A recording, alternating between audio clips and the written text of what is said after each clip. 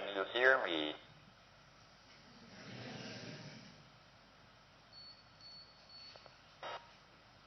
According to the Bashango people of Central Africa, in the beginning there was only darkness, water, and the great god Bamba.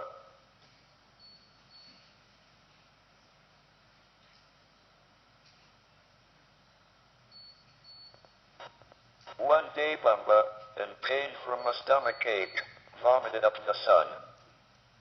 The sun dried up some of the water, leaving land. Still in pain, Bamba vomited up the moon, the stars, and then some animals. The leopard, the crocodile, the turtle, and, finally, man.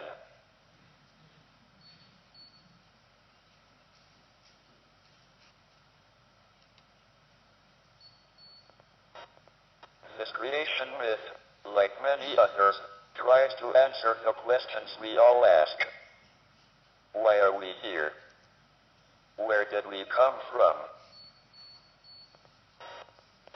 The answer generally given was that humans were of comparatively recent origin, because it must have been obvious, even at early times, that the human race was improving in knowledge and technology.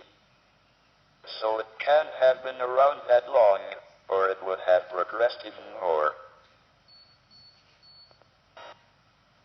For example, according to Bishop Ussher, the book of Genesis placed the creation of the world at 9 in the morning, on October the 27th, 4004 BC.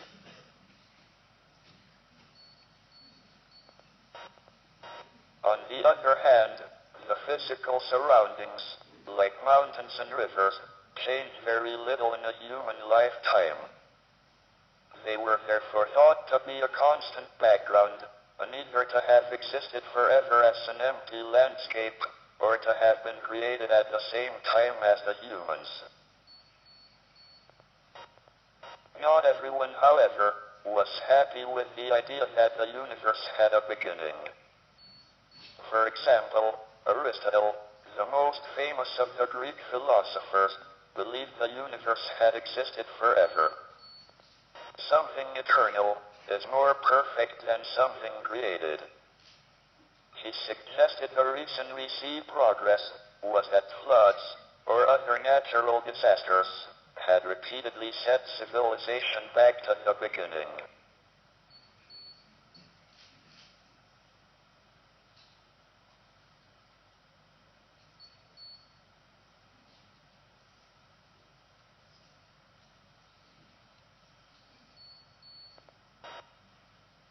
The motivation for believing in an eternal universe was the desire to avoid invoking divine intervention to create the universe and set it going. Conversely, those who believed the universe had a beginning used it as an argument for the existence of God as the first cause or prime mover of the universe. If one believed that the universe had a beginning, the obvious question was, what happened before the beginning? What was God doing before he made the world? Was he preparing hell for people who asked such questions?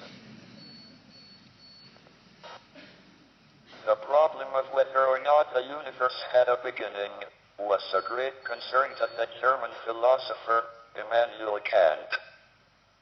He felt there were logical contradictions, or antinomies, either way. If the universe had a beginning, why did it wait an infinite time before it began? He called that the thesis. On the other hand, if the universe had existed forever, why did it take an infinite time to reach the present stage? He called that the antithesis. Both the thesis and the antithesis depended on Kant's assumption, along with almost everyone else, that time was absolute. That is to say, it went from the infinite past to the infinite future, independently of any universe that might or might not exist in this background. This is still the picture in the mind of many scientists today. However, in 1915, Einstein introduced his revolutionary general theory of relativity.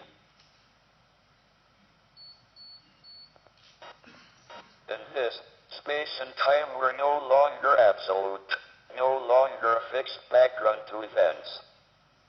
Instead, they were dynamical quantities that were shaped by the matter and energy in the universe. They were defined only within the universe, so it made no sense to talk of a time before the universe began. It would be like asking for a point south of the South Pole. It is not defined.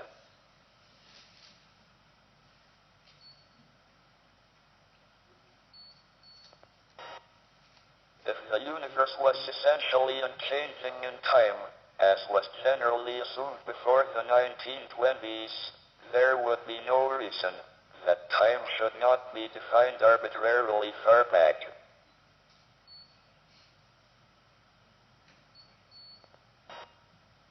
Any so-called beginning of the universe would be artificial, in the sense that one could extend the history back to earlier times.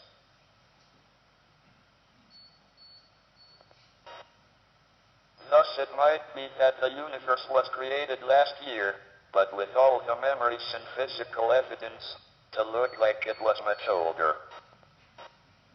This raises deep philosophical questions about the meaning of existence. I shall deal with these by adopting what is called the positivist approach. In this, the idea is that we interpret the input from our senses in terms of the model we make of the world. One cannot ask whether the model represents reality, only whether it works.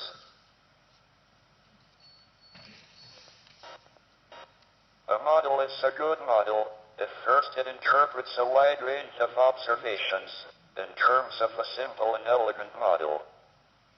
And second, if the model makes definite predictions that can be tested and possibly falsified by observation.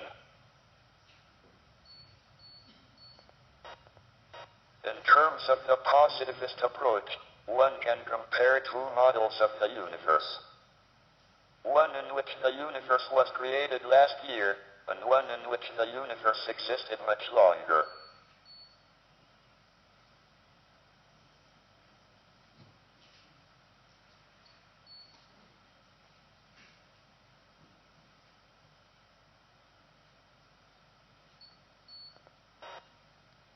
The model in which the universe existed for longer than a year can explain things like identical twins that have a common cause more than a year ago.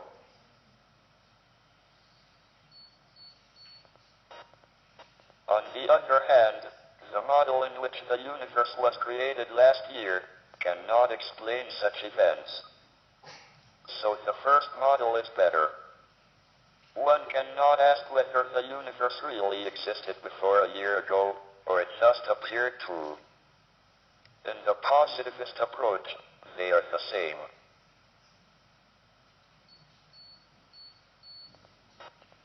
In an unchanging universe, there would be no natural starting point. The situation changed radically, however, when Edwin Hubble began to make observations with the 100-inch telescope on Mount Wilson in the 1920s.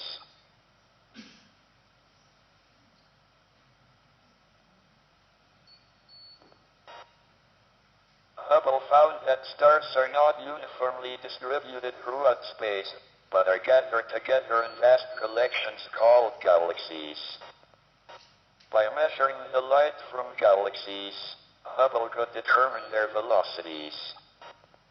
He was expecting that as many galaxies would be moving towards us as were moving away.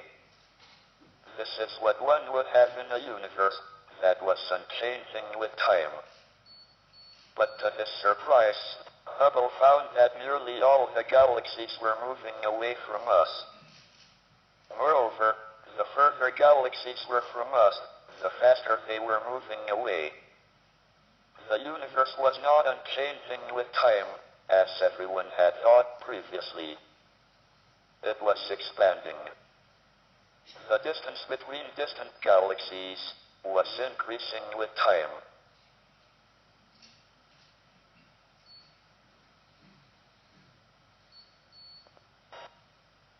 The expansion of the universe was one of the most important intellectual discoveries of the 20th century, or of any century. It transformed the debate about whether the universe had a beginning. If galaxies are moving apart now, they must have been closer together in the past. If their speed had been constant, they would all have been on top of one another about 15 billion years ago. Was this the beginning of the universe? Many scientists were still unhappy with the universe having a beginning, because it seemed to imply that physics broke down. One would have to invoke an outside agency, which for convenience, one can call God, to determine how the universe began.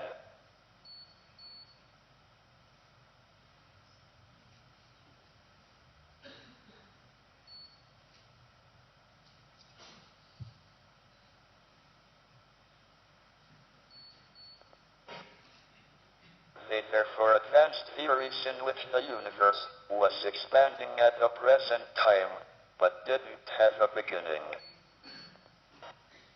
One was the steady-state theory, proposed by Bondi, Gould, and Hoyle in 1948. In the steady-state theory, as galaxies moved apart, the idea was that new galaxies would form from matter that was supposed to be continually being created throughout space. The universe would have existed forever, and would have looked the same at all times. This last property had the great virtue, from a positivist point of view, of being a definite prediction that could be tested by observation. The Cambridge Radio Astronomy Group, under Martin Ryle, did a survey of Greek radio sources in the early 1960s. These were distributed fairly uniformly across the sky, indicating that most of the sources lay outside our galaxy. The weaker sources would be further away, on average. The steady-state theory predicted the shape of the graph of the number of sources against source strength.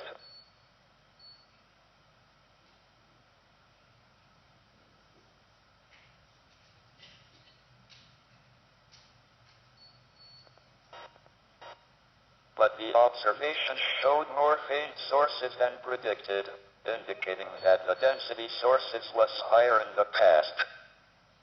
This was contrary to the basic assumption of the steady-state theory, that everything was constant in time. For this, and other reasons, the steady-state theory was abandoned. Another attempt to avoid the universe having a beginning was the suggestion that there was a previous contracting phase, but because of rotation and local irregularities, the matter would not all fall to the same point. Instead, different parts of the matter would miss each other, and the universe would expand again, with the density remaining finite. Two Russians, Lifshitz and Kolodnikov, actually claimed to have proved that a general contraction without exact symmetry would always lead to a bounce, with the density remaining finite. This result was very convenient for Marxist-Leninist dialectical materialism, because it avoided awkward questions about the creation of the universe. It therefore became an article of faith for Soviet scientists.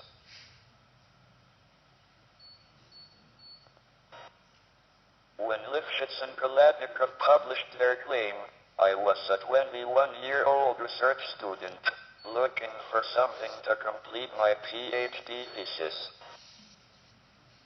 I didn't believe their so-called proof, and set out with Roger Penrose to develop new mathematical techniques to study the question. We showed that the universe couldn't bounce. If Einstein's general theory of relativity is correct, there will be a singularity, a point of infinite density and spacetime curvature, where time has a beginning.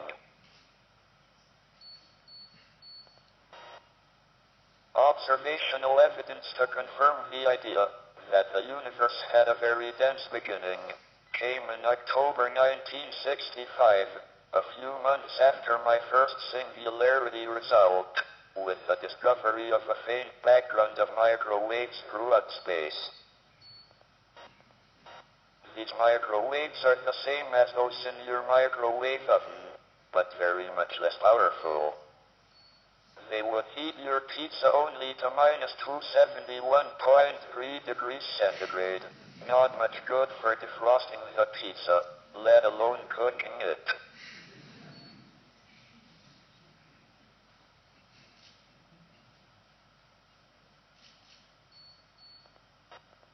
You can actually observe these microwaves yourself.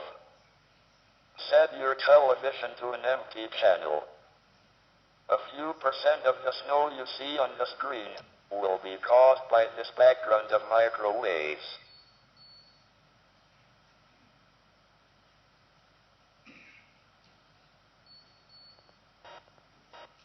The only reasonable interpretation of the background is that it is radiation left over from an early very hot and dense state.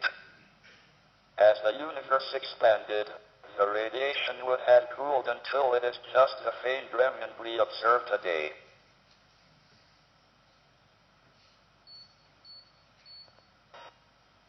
Although the singularity theorems of Penrose and myself predicted that the universe had a beginning, they didn't say how it had begun.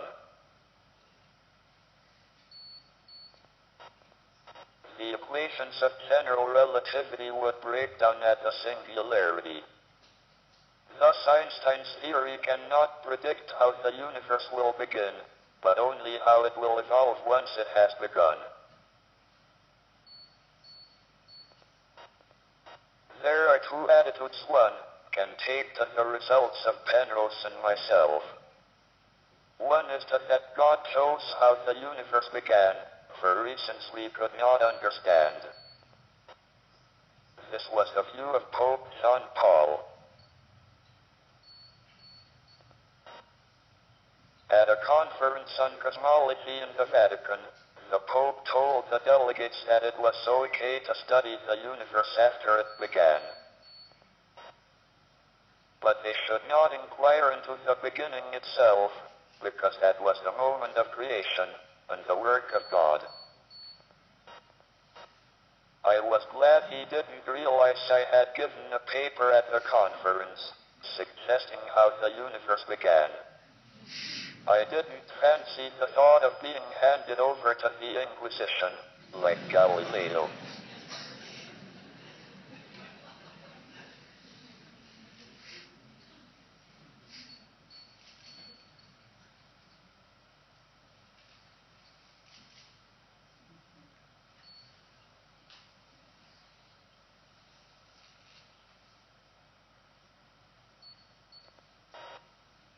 The other interpretation of our results, which is favored by most scientists, is that it indicates that the general theory of relativity breaks down in the very strong gravitational fields in the early universe. It has to be replaced by a more complete theory.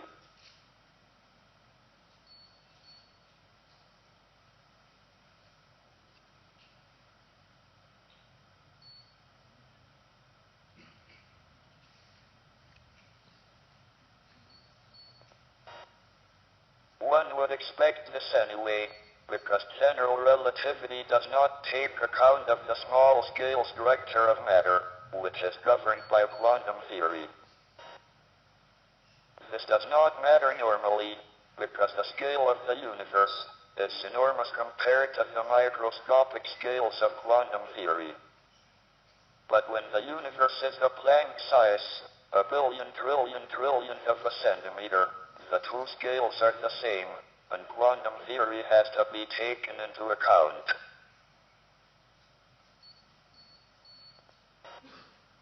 In order to understand the origin of the universe, we need to combine the general theory of relativity with quantum theory. The best way of doing so seems to be to use Feynman's idea of a sum over histories.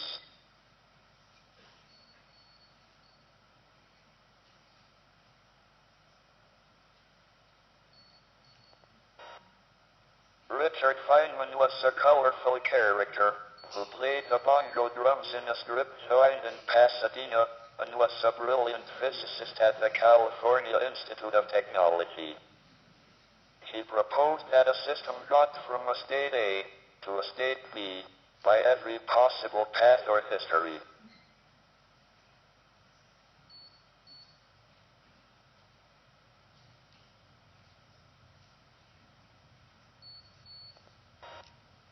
Each path or history has a certain amplitude or intensity, and the probability of the system going from A to B is given by adding up the amplitudes for each path. There will be a history in which the moon is made of blue cheese, but the amplitude is low, which is bad news for mice.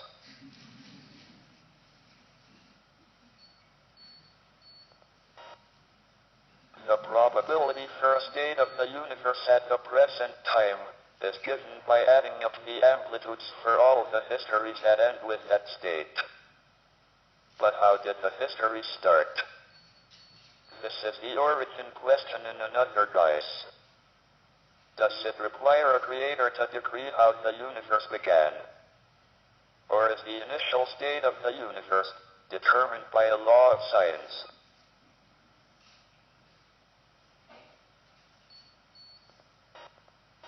In fact, this question would arise even if the histories of the universe went back to the infinite past. But it is more immediate if the universe began only 15 billion years ago. The problem of what happens at the beginning of time is a bit like the question of what happened at the edge of the world when people thought the world was flat. Is the world a flat plate with the sea pouring over the edge? I have tested this experimentally. I have been round the world, and I have not fallen off. As we all know, the problem of what happens at the edge of the world was solved when people realized that the world was not a flat plate, but a curved surface. Time, however, seemed to be different. It appeared to be separate from space, and to be like a model railway track. If it had a beginning, there would have to be someone to set the trains going.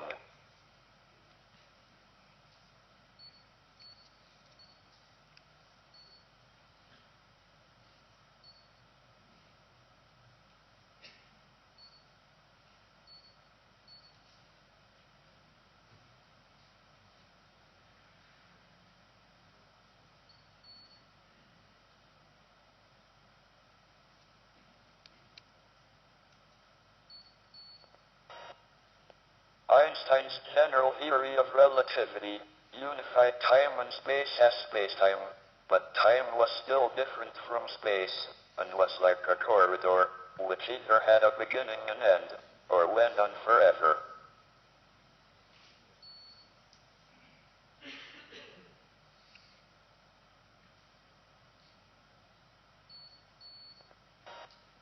However, when one combines general relativity with quantum theory, Jim Hartle and I realized that time can behave like another direction in space under extreme conditions. This means one can get rid of the problem of time having a beginning, in a similar way in which we got rid of the edge of the world.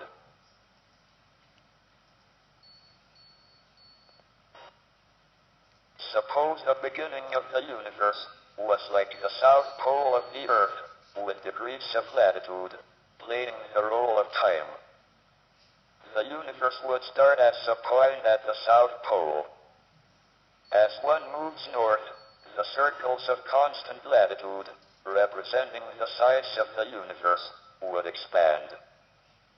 To ask what happened before the beginning of the universe would become a meaningless question, because there is nothing south of the South Pole.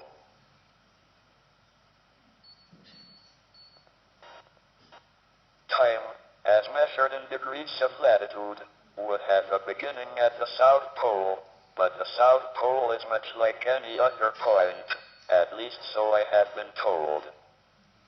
I have been to Antarctica, but not to the South Pole. The same laws of nature hold at the South Pole as in other places. This would remove the age-old objection to the universe having a beginning, that it would be a place where the normal laws broke down. The beginning of the universe would be governed by the laws of science.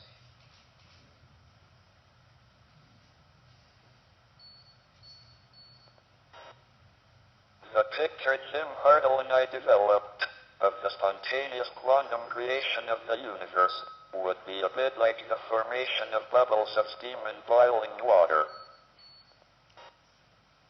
The idea is that the most probable histories of the universe would be like the surfaces of the bubbles.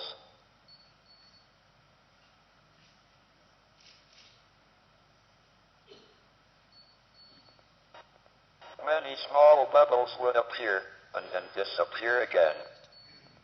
These would correspond to many universes that would expand, but would collapse again while still of microscopic size. They are possible alternative universes, but they are not of much interest, since they do not last long enough to develop galaxies and stars, let alone intelligent life.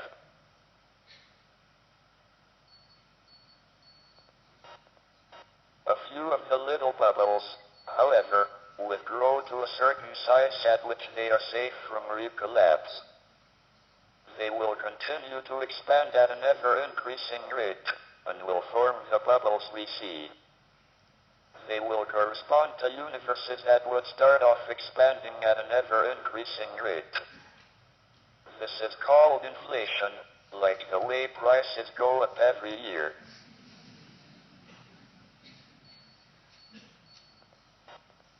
The world record for inflation was in Germany after the First World War. Prices rose by a factor of 10 million in a period of 18 months. But that was nothing compared to inflation in the early universe. The universe expanded by a factor of million trillion trillion in a tiny fraction of a second. Unlike inflation in prices, inflation in the early universe was a very good thing.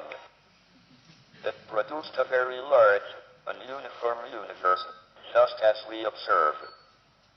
However, it would not be completely uniform. In the sum over histories, histories that are very slightly irregular will have almost as high probabilities as the completely uniform and regular history.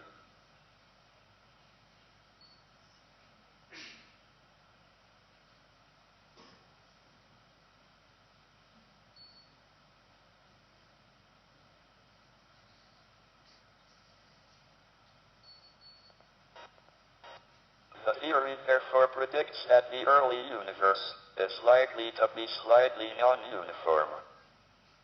These irregularities would produce small variations in the intensity of the microwave background from different directions. The microwave background has been observed by the MAP satellite and was found to have exactly the kind of variations predicted. So we know we are on the right lines.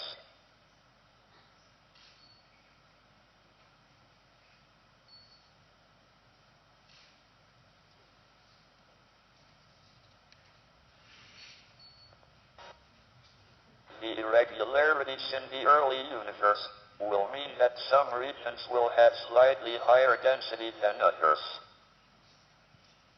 The gravitational attraction of the extra density will slow the expansion of the region and can eventually cause the region to collapse to form galaxies and stars. So look well at the map of the microwave sky.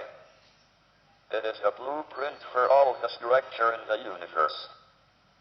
We are the product of quantum fluctuations in the very early universe. God really does play dice.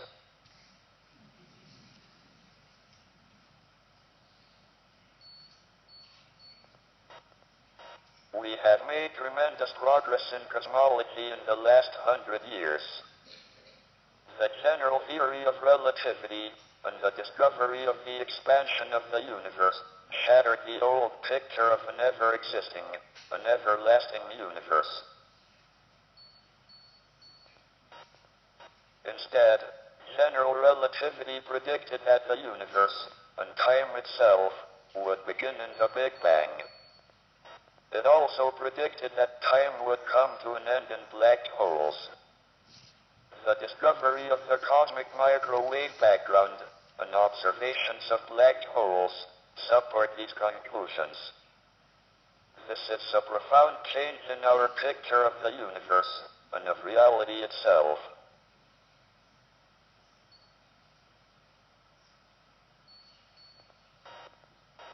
Although the general theory of relativity predicted that the universe must have come from a period of high curvature in the past, it could not predict how the universe would emerge from the Big Bang.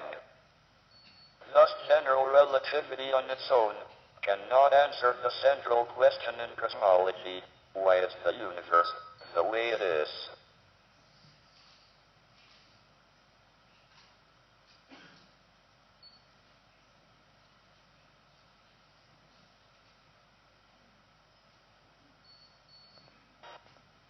However, if general relativity is combined with quantum theory, it may be possible to predict how the universe would start. It would initially expand at an ever-increasing rate. During this so-called inflationary period, the marriage of the two theories predicted that small fluctuations would develop and lead to the formation of galaxies, stars, and all the other structure in the universe. This is confirmed by observations of small non-uniformities in the cosmic microwave background with exactly the predicted properties. So it seems we are on our way to understanding the origin of the universe, though much more work will be needed. A new window on the very early universe will be opened when we can detect gravitational waves by accurately measuring the distances between spacecraft.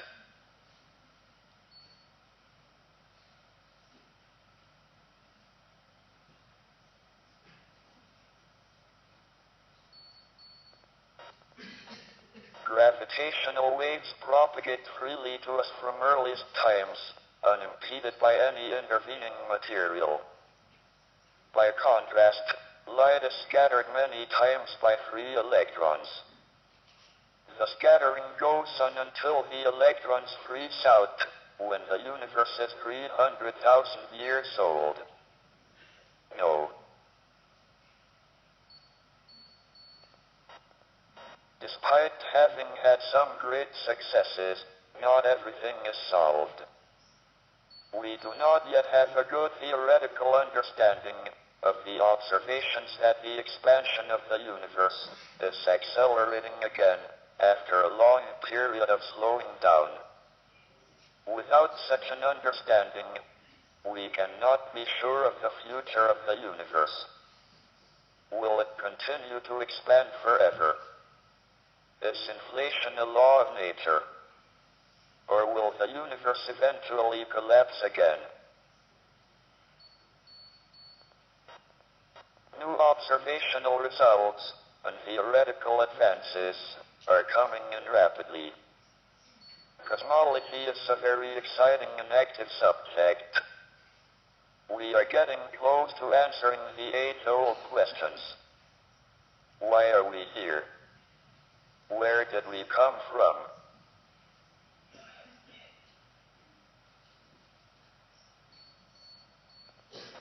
Thank you for listening to me.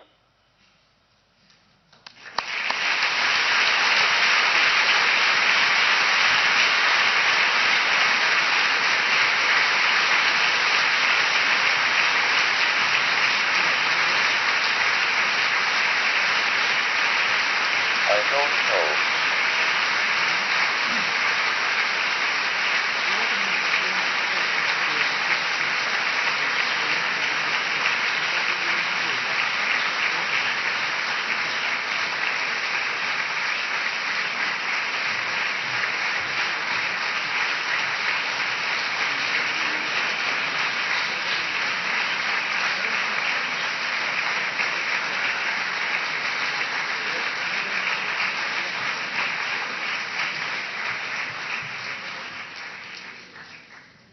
Merci au nom de l'université au professeur Stephen Hawking pour le parcours universel et magistral auquel il nous a conviés, d'une richesse telle que même l'humour n'était pas absent. Tous les participants présents dans les 10 auditoires de l'université se joignent, je pense, à moi pour remercier le professeur Hawking. Cette conférence ne sera pas suivie d'une séance de questions, mais vous pouvez trouver sans doute la réponse à pas mal des questions que vous vous posez encore dans les livres du professeur Hawking. Il y aura encore une grande conférence du 450e de l'Université de Genève. Rendez-vous pour cela au mois d'octobre. Permettez-moi de clore cette conférence en empruntant une citation à un autre grand de la physique, Albert Einstein, qui a dit « Ce qui est incompréhensible, c'est que le monde soit compréhensible ». Bonne fin de soirée à toutes et à tous, dans le temps et dans l'espace.